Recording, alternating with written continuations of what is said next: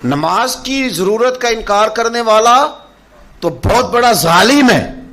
اور نماز کا انکار کرنے والا کافر ہے. لیکن صرف نماز پہ زور دے دینا، کسی کی عزت کا خیال ہی نہ رکھنا، داڑھی شریف کے ساتھ اور سنت اور شریعت کے ساتھ باہر نکلنا اور جس کو مرضی رسوا کر دینا،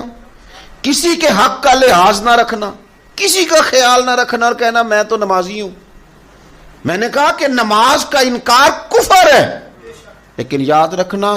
نماز میرا اور رب کا معاملہ ہے، وہ چاہے تو معاف کر دے گا اور چاہے تو سزا دے گا. لیکن اگر میں نے اپنی غریب رشتہ داروں کے دل توڑ کے پھینک دیے تو وہ میرا مالک معاف نہیں کرے گا، وہ انہوں نے معاف کرنے. کتنے لوگوں کو میں نے رسوا کر دیا.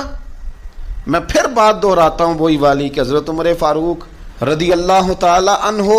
کے پاس ایک شخص نے آ کے کہا یہ بندہ بڑا اچھا ہے، میں اس کی گواہی دیتا ہوں، بہت اچھا